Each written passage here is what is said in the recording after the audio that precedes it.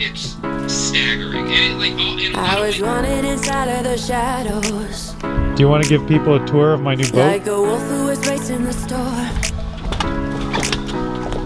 Oh, I believe in the feeling, the feeling. I believe. I got Oh, it was good. fire inside my blood to my body. I'm ready for anything. Alright, I thought I'd start today's episode off by introducing you to the young pup. I don't know, playing around with that name. Let me know if you like it in the comments. But so as I mentioned in the last episode, I do some work here on the island, a lot for senior citizens who are in isolation right now. Basically just yard work, stuff around their place that they're not able to do, and also I run into town and get them things and that kind of stuff. One of them was a retired sailor, and they had this beautiful dinghy gathering dust and moss and a bunch of other stuff in the backyard. And I asked them, I said, well, you know, looks like you haven't brought it out in a long time, and if you guys are interested in getting rid of it, let me know down the road and I will buy it off of you. Well, by the time I came out next time, not only did they give me the dinghy, they also sold me that nearly brand new Tatsu 9.8 4-stroke for only $500. To add to their generosity, they're also letting me just work it off.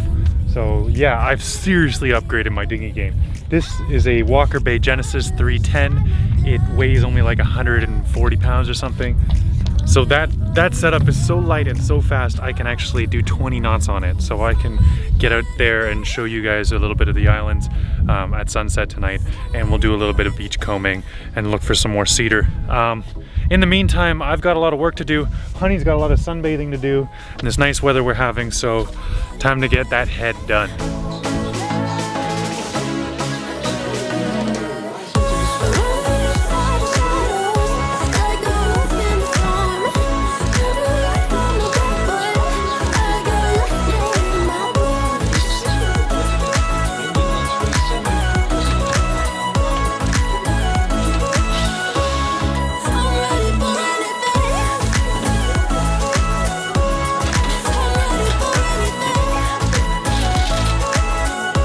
This looks like a job for Molnir.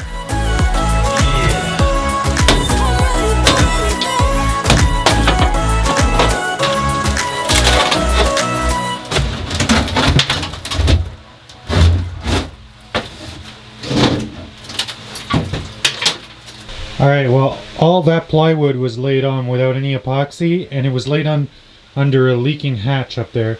So, as you can see, it all delaminated and rotted away.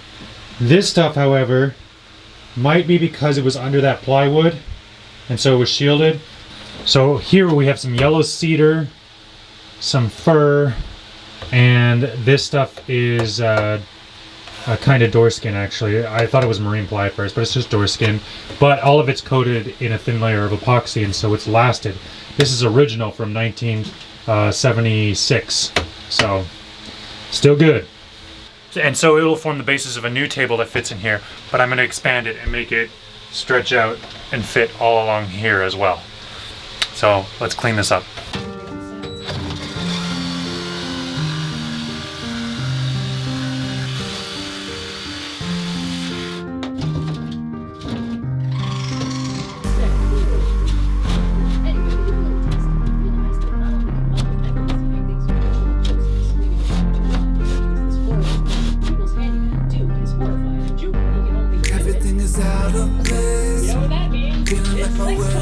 Upside down, I just wanna find my way. Gotta get a breath before I drown. You've torn my world apart. I'm left with only scars. These pieces of my heart are the remnants of this love. I thought we had it all. We conquered every wall. The kingdoms rise and fall like us. Never would have thought it was you. Never would have known it was me. Everything we felt that was true was a lie, couldn't see. We were on a high for a while before we came down like a wall. Everything is good for a time. Kingdoms rise, kingdoms fall. Alright, I really dig these benches.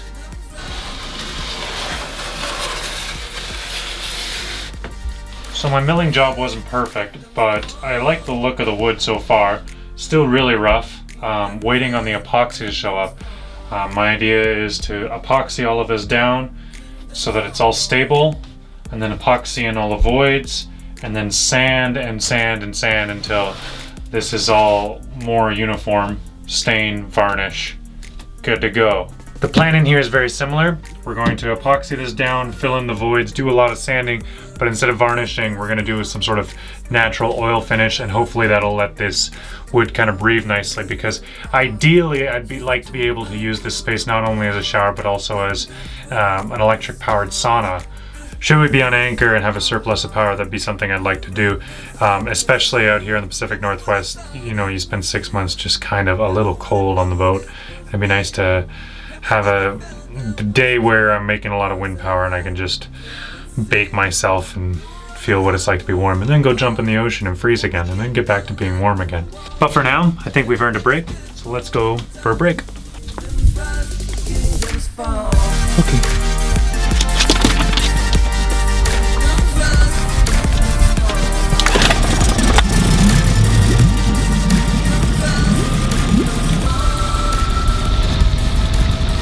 This thing is absolutely amazing. Our goal right now is just mainly to walk honey, but I'm also on the hunt for yellow cedar. Now, yellow cedar is a species of cedar that grows in high altitude. It's a high mountain species of cedar. It's got some tight grain, and it's great hydrophobic properties, even better than regular red cedar. And so it's actually quite of high value and very expensive. But every once in a while, some of it drifts up here on the shores, and I am more than willing to go and hook it up and profit from that.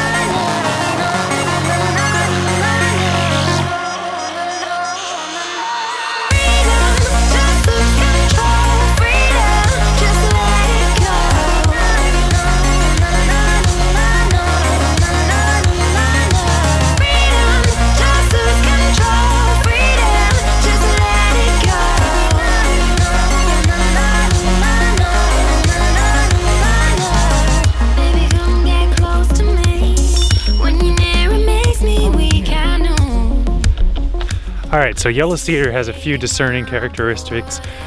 The visual ones I always have trouble with because they say it looks gray and it swirls and often has like a donut shape to the grain inside, like if you look at the end of it.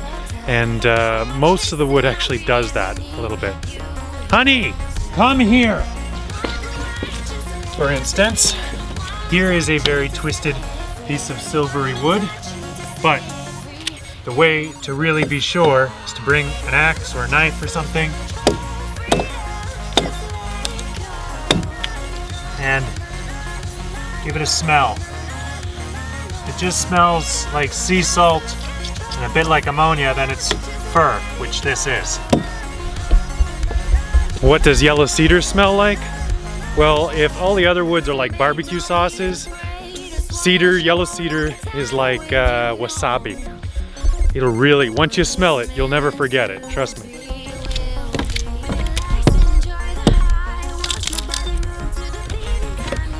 Ah, this is red cedar. Color kind of gives it away too, but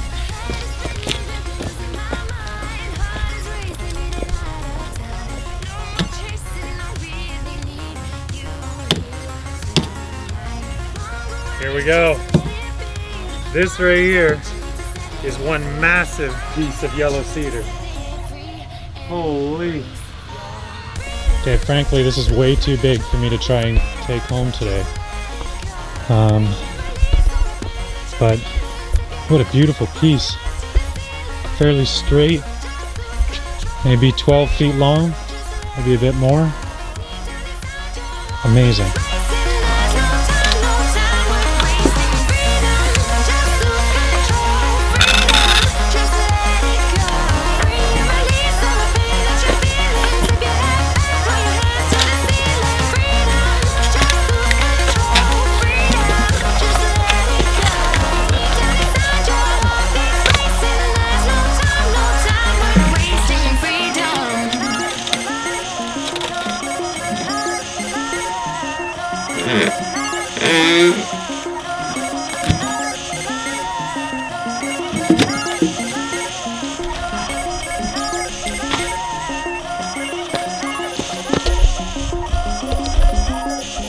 Alright, I'm not man enough to roll this thing down the beach.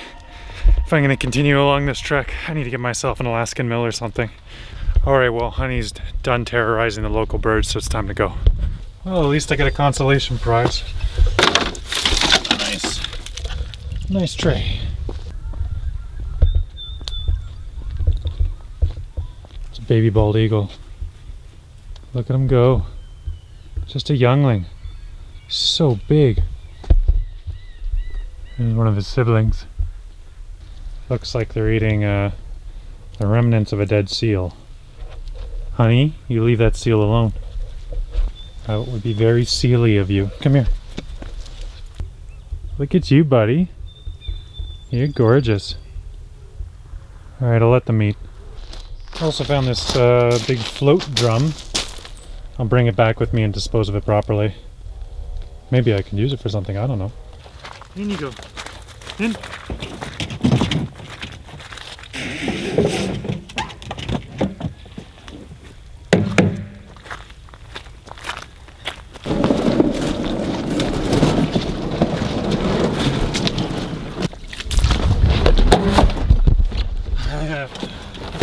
We got it. Watch out.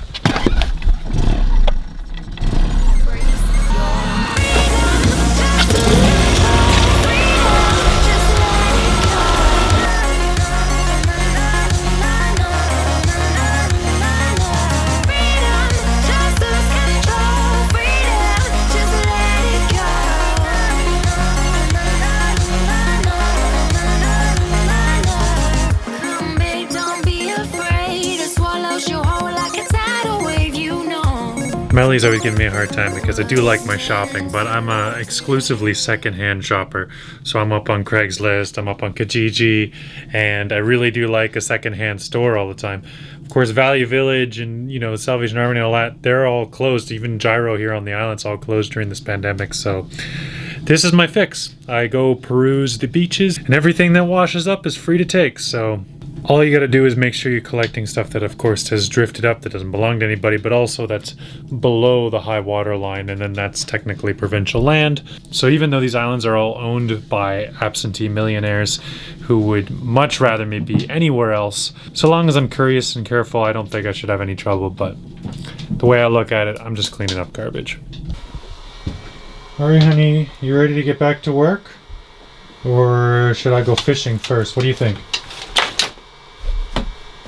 Do you want to go fishing? You want to go fishing? Okay, well, guess we'll go fishing then. I guess that's fine. Carving knife blade about that long, eh? Yeah.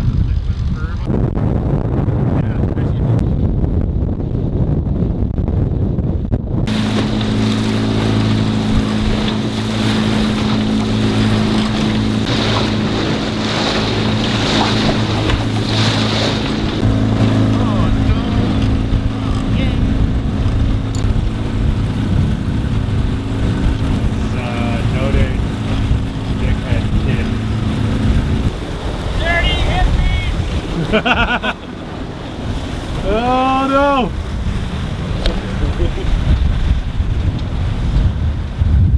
We're getting a visit from the local scallywag hooligan kid.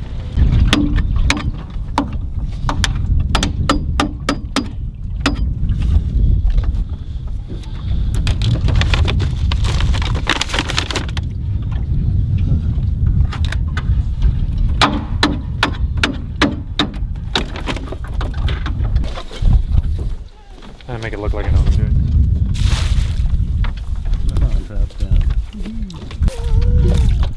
What do you think? Are we gonna get enough for dinner? Lately, we haven't been getting anything, so law of karma says we should. All right. Next up, we're going fishing. It's catch and release only. Oh, we can get flounder right now, can't we? Yeah. Yeah. So let's go for some flounder. Sounds good.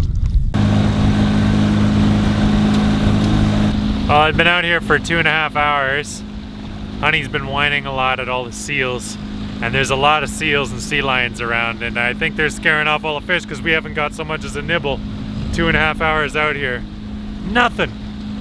My gear is woefully inadequate, I've learned, so we're going to be upgrading that shortly. But in the meantime, we're going to check the prawn traps and see if at least we got lucky there.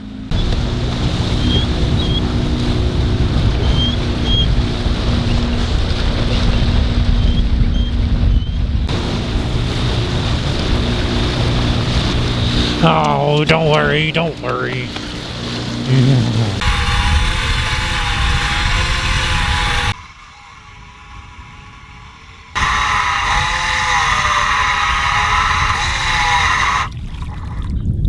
Not a single fucking thing. Jesus.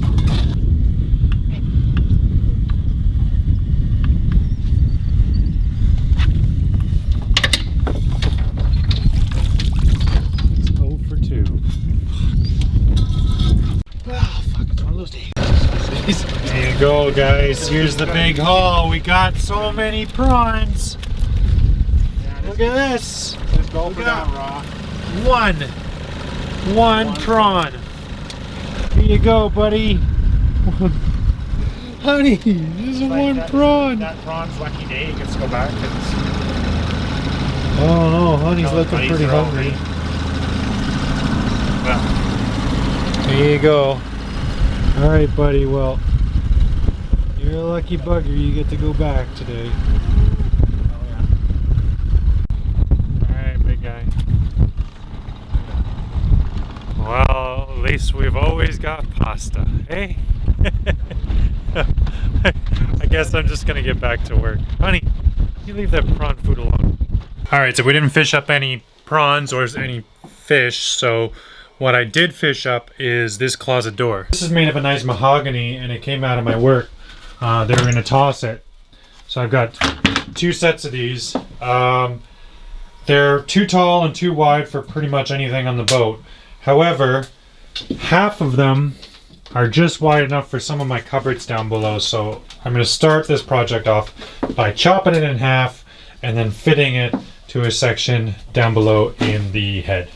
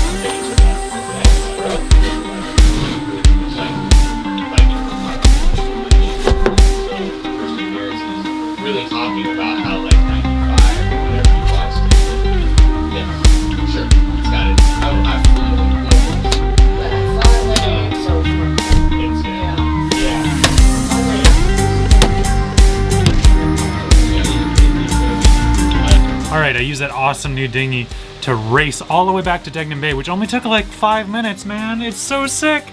And I went over there and stole Mike's epoxy. I also checked his bilges for him. He's out in Taiwan right now, so I stole a little bit of epoxy. I'll pay him back for it, but I just wanted to finish this epoxying and then get into some sanding tomorrow so that I can actually wrap up this video and get it out to you guys. Check out this little trick I'm doing just so that I can get this epoxy to kick really fast. I have these old video lights. These are like $20 halogens, but they burn like 200 watts. So they're really powerful, and they put out a lot of light and heat, both of which make epoxy kick pretty fast. And you can see the epoxy is actually smoking. So it's only been on there for about 2 minutes. I'm gonna let it cook for another minute and then I'm gonna pull it off.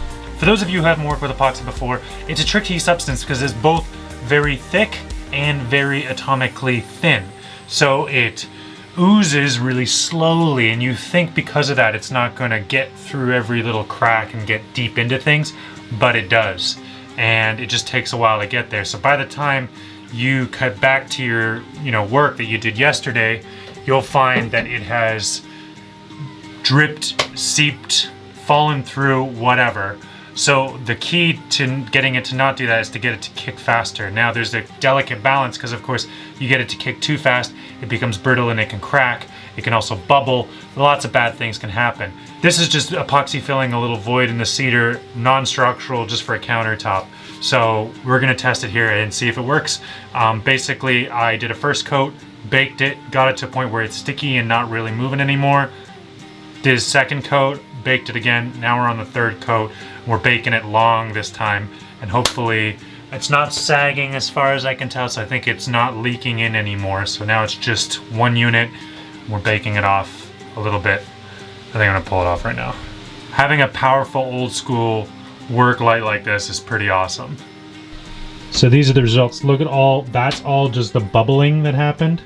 But not too many bubbles here. As you can see, it's not all the way up to the rim, but that's okay. I'm gonna sand a bit of this back so that it's totally level. So I think that'll be pretty much perfect right there. I've got the temperature in here cranked pretty high. I've got this wood stove going full tilt. I got a big shop fan blowing the air around. It is warm in this boat, but I want everything to dry out and I want this epoxy all to kick. Wow, look at that. It's crystallized almost. Wow. That's not exactly what I wanted, but it looks kind of cool. Alright, ladies and gentlemen, the epoxy is kicking off. I'm going to wrap up today's episode right here. Before I do, I want to give a really big thank you to Brenda and Mark for that dinghy. It is a freaking game changer. I cannot believe the things that are accessible to me. I'm going to be showing a lot of that to you guys in the next little while. This is the start of me being able to move around, and it's not that far away that this boat will be doing the same. And the fact that I have a reliable dinghy with a good amount of power that I could limp back into harbor if something goes wrong on these 7-knot summers, I mean, that is a big safety net for me. It's also nice to know that I have one that I can completely rely on, that the outboard is mint, everything's perfect. So yeah, that's going to be a really big change for me, and I'm super excited. Speaking of big changes, I don't know if you guys have caught some of the live streams on Rigging Doctor's channel, but they're currently trapped in Austria, and the reason they're trapped in Austria, and the reason I'm talking about it, is because they did 2 months in a camper van and started traveling around Europe. And I know a lot of my viewers who've been watching since the good old days of van life might be interested in that. So I was sharing it with you guys to go check out their channel. Their first van video is dropping really soon. They've got some live streams. Basically, they're trapped in Austria because their boat's in Spain and they can't cross the borders right now. So yeah, it was not the greatest time. So I think they started late last year, and then just as COVID got into its full swing of things was when they were trying to rush back, and they didn't make it. So anyway, so those of you who know my van travels will know that I have a plan and a backup plan and a backup plan, and I fully anticipate not following any of those things because you never know what the world's going to throw at you. I'm sure that's a lesson they learned on their boat and brought to the van life with them. I wish them loads of luck. I hope they get back soon, and I'm looking forward to watching those van videos. So yeah, next video I promise won't be about the head. We will sand it and varnish it and get that done. but I'm gonna start doing some work outside because it's time to build a cockpit. Oh, I believe.